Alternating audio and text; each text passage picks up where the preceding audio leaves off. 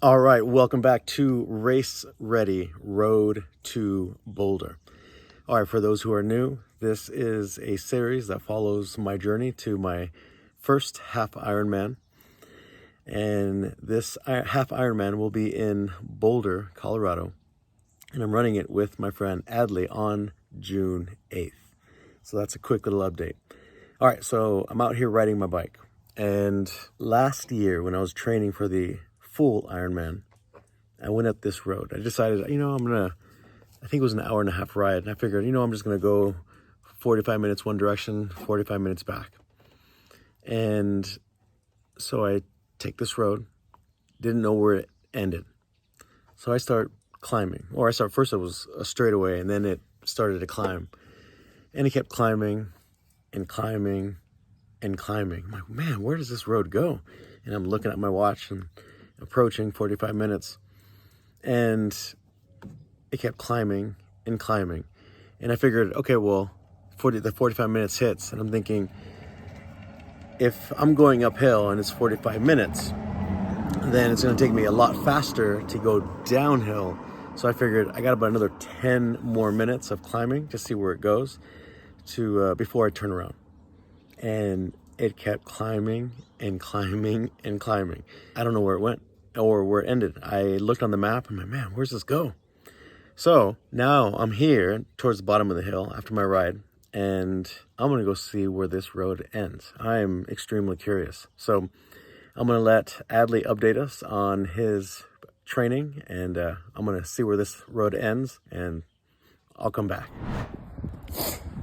What's up, Omar's YouTube? It's Adley. I'm back after a little hiatus, aka spring break.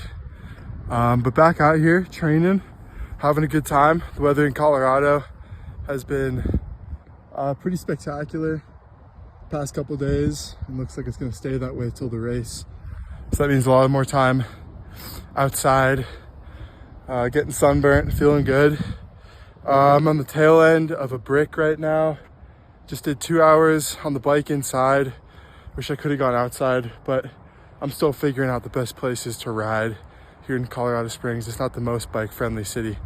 But 2 hours on the bike, practiced nutrition, hydrating, and being gracious with myself, getting off the bike to, fill up the water bottle or go to the bathroom, stuff like that. Like when training first started and rides and runs were shorter, I felt an urge to, stay on the bike, keep running as long as I could, don't break up the workout. They weren't that long. But as, these get longer and longer, I'm 2.5 hours in right now, you got to take a break. You got to, fill the water bottle, got to record some content for Omar, get a breather. And the run is fantastic too, slowing it down. Just feels good to get really easy miles on the legs, especially after such a long time on the bike. I wasn't quite sure how this run would feel, and it feels fantastic. But yeah, things are going good, and I'll keep you guys updated. And don't worry guys, I know that I have boogers in my nose. I'm aware. Happens when I run. I don't know why, but it does. All right, well, I'm glad Adley cleared that up. So I went up the hill, and I kept driving and driving and driving. I got towards the top of the hill, and then it starts going down, and I'm not going to go too far. But I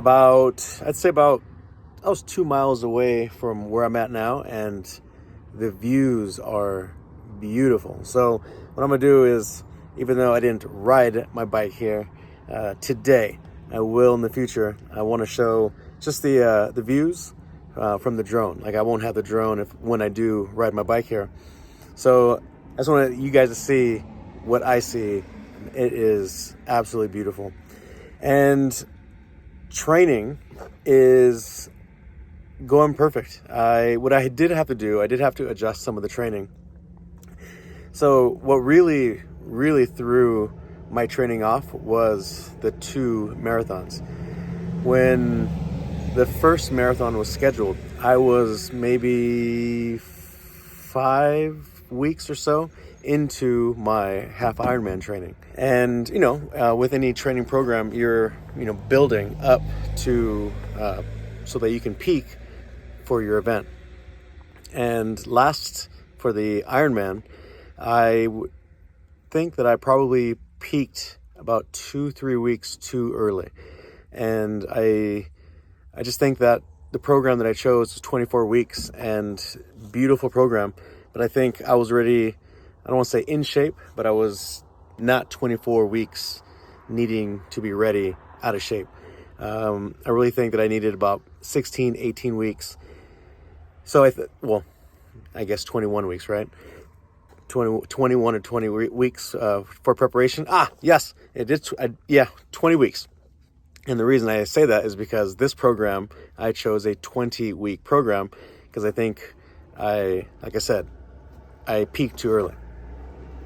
But now with not just the one marathon, but the 2 marathons really threw off my body. I mean, like I said, I was starting to slowly ramp up when the first marathon, and I don't think it would have done too much damage timing wise. But then the second marathon, which was it wasn't scheduled. It was just, we did it because we wanted to do it. Thank you, Rosa. And I'm kidding. And so my body just like was forced to get into a faster conditioning, I guess. So then after those 2 marathons, now my body is starting to feel tired. So I had to cut back on the training just so that I can maintain the train, but not burn out, right? Key thing, I don't want to overtrain. So I've been cutting back on the training instead of doing, about 3/4 of the training. So instead of doing hour and a half, for example, I'll do hour and 10 minutes or hour 15. So been cutting back, and I think we have 7 weeks left, 8 weeks left. I figure I'll probably ramp it back up around the 6-week mark. So I'm going to take it slightly easier for the next 2 weeks and then build right back up on at about 6-week mark. Anyway, I'm going to show you this beautiful, beautiful view. I mean, you can't see it now because the bushes are in the way, but right over there, I'll show the drone shot, and you can see the whole bay. We're on the west, so we're looking towards the east, and you can see the bay, you can see the east bay. I mean, it's beautiful. So check this out, and I'll see you guys in the next video.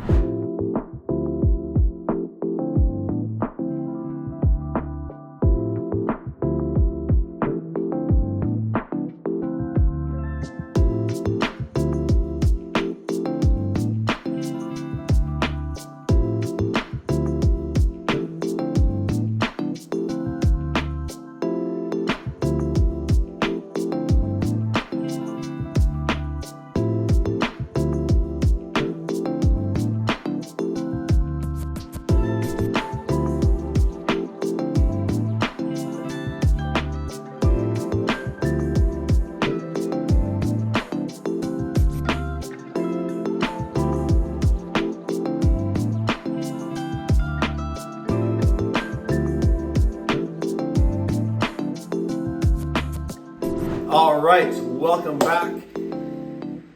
So, thinking long and hard on what the last final check or the last item on the checklist, which is going to be the wetsuit. So we are 8 weeks out, and if I order one now, I still have to practice. I still have to wait for it to come in. If for whatever reason anything happens where it's not the right size, it doesn't feel good, I have to return it. Like, I am running out of time. So I made a decision, only because it's 1 mile. If it was a full Ironman 2.4, I would have gone out and bought one. But because it's only it's only a mile, I'm gonna go with good old faithful. Now, what I'll do is this, and the reason why I call it good old faithful is it's broken in. I've had it for over 10 years. It's my it's a surfing wetsuit. And I never really used it for surfing. I did more boogie boarding. And in Southern California, you don't need a wetsuit, so I never had a wetsuit until I moved to the Bay Area, and the water is cold. So if you're gonna wanna do anything in the water year round, you're definitely gonna need some type of wetsuit. So I bought a wetsuit, and I actually broke it in because I started to wear it during Tough Mudders. When about 12 years ago now, I ran a different Tough Mudder every single month in a different state. And I went from California all the way to Toronto, to New York, Texas. I went all over the place. So I did 11 of them that year. And that was the second year that Tough Mudder was in existence. And at that time, you had to qualify for the world's toughest mudder, which is the final race of the year. It's a 24-hour race, a 10-mile loop, and a bunch of obstacles. So when I qualified, you had to qualify by finishing in the top 5% in any of the races that you race in the Tough Mudder. And when I went to Ohio, I qualified. I finished in the top 5%, and I qualified to go. And here is a picture of the world's toughest mudder. Now it was in New Jersey in November, so it was winter, and there was a lot of obstacles, and there was a lot of water, whether it was jumping in a tank, submerging yourself, or when we had to cross the, I don't know, whatever river that was that we were racing. And again, it's a 24-hour loop. So which means you're going to repeat a lot of these courses or obstacles, and a wetsuit was a must. So when I went to Ohio and I qualified, I still had like 4 months or whatever left before November. So every Tough Mudder that I ran after Ohio, I wore a wetsuit. Now, good old faithful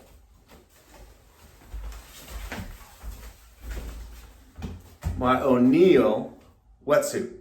I've been, like I said, I wore it for 6 months doing races. It is broken in. When I went swimming in Lake Tahoe last year, or almost now 2 years ago, in preparation for the Ironman, I wore it and it felt great. And I don't know why I've been fighting it for so long. I guess I didn't want to be that racer that doesn't have the proper attire. I wanted a tri-suit.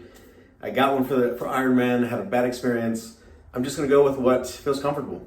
Yes, it's probably gonna be a little bit more padded in the shoulder area. Might need to work a little bit harder than normal, but again, good old faithful. So I'm definitely gonna use that. I've made my decision. It's a long story just for the decision of what I'm gonna do about my wetsuit. So now with that out of the way, everything is prepared for the race. All the items are checked. Now it's just a matter of finishing the training camp and going out to run. So I'm excited. I know Adley's excited, and we will see you next week. Oh, by the way, I did episode 2 of the ladder series, right? I did episode 1 last week, and I did episode 2, and it is out now. And we are doing ladder work, agility ladder work in the frontal plane, which means going side to side. So if you have the chance, go check that out, like and subscribe, and I'll see you next week.